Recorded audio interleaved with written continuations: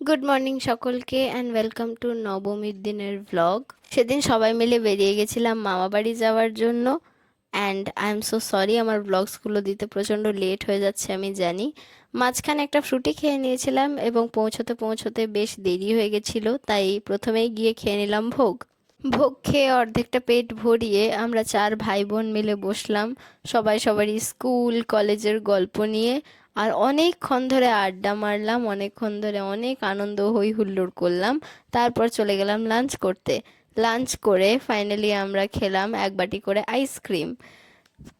দুপুরের দিকটা গল্প করে কাটিয়ে সন্ধ্যাবেলা আমরা সবাই মিলে সপরিবারে রেডি হলাম আমার বাড়ির সামনের প্যান্ডেলের ঠাকুরটা দেখতে। আমার বাড়ির সামনে সার্বজনীন দুর্গাপূজার একটা বিরাট বড় প্যান্ডেল হয়, তার সঙ্গে অনেক বড় করে একটা মেলাও বসে। আর সেটাই আমরা সব থেকে বেশি এনজয় করি। আমার ফাটা বাঁশের মতো গলাটা শুনে নিশ্চয়ই বুঝতে পারছো যে এটা পোস্ট পুজো সিনড্রোম। আর ওই যে অত আইসক্রিম কোল্ড ড্রিঙ্কস চকলেট যত রাজ্যের ঠান্ডা খাওয়ার, এটা হচ্ছে সব থেকে বড় ফল।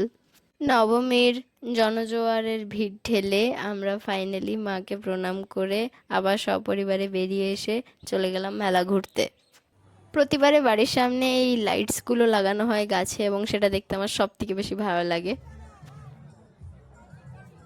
মেলা মানে হলো যত রাজ্যের ফাস্ট ফুড খাওয়া এবং বয়স পেরিয়ে যাওয়া সত্ত্বেও সব রকমের নাগরদোলাতে দোলা বা চাপা। বা দুর্ভাগ্যবশত আর আমরা সেই পিংপংয়ে চাপতে পারি না। আর এবারে আমার খুব ইচ্ছে ছিল যে আমি একটু ব্রেক ডান্সে চাপবো, বাট এবার দুর্ভাগ্যবশত সেটাও বসেনি। তাই আমরা সপরিবারে সবাই মিলে চেপে নিয়েছিলাম ড্র্যাগনে। অনেক বছর পর আবার ড্র্যাগনে চাপলাম, নিজেকে অনেক ছোট মনে হচ্ছিল, but it was quite nice.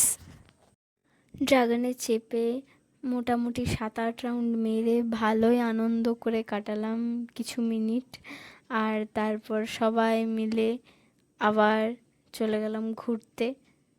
Obviously মেলাটা খুব একটা বেশি কিছু খাইনি মেলাতে। তারপরে খেয়েছিলাম ফুচকা, বাট ফুচকাটা অতি জঘন্য ছিল। জঘন্য মানে লিটারেলি জঘন্য, কোনো স্বাদ ছিল না, নুনে পোড়া, এমনকি কিছু বুঝতেও পারিনি টেস্টটা। যাই হোক, তো সেসব করে আমরা চলে গেলাম মেলার দোকানগুলো একটু ঘুরতে। এবং ঘুরতে ঘুরতে তারপরে আমি লাস্টে কিনেছিলাম একটা ক্লাচার। ক্লাচারটা কিনে লাস্টে আমি চলে এলাম বাড়ি, কারণ লিটারালি বলতে গেলে প্রচণ্ড গরম লাগছিল। এবং হ্যাঁ, আমার চুড়িগুলো বেশ ভালো লাগছিল, বাট চুড়ি খুব একটা কিনিনি কারণ কাচের চুড়ি is a risk. So better not to get those, তাই নিইনি এবং ছেড়ে দিয়েছি। And that's it, tata bye bye.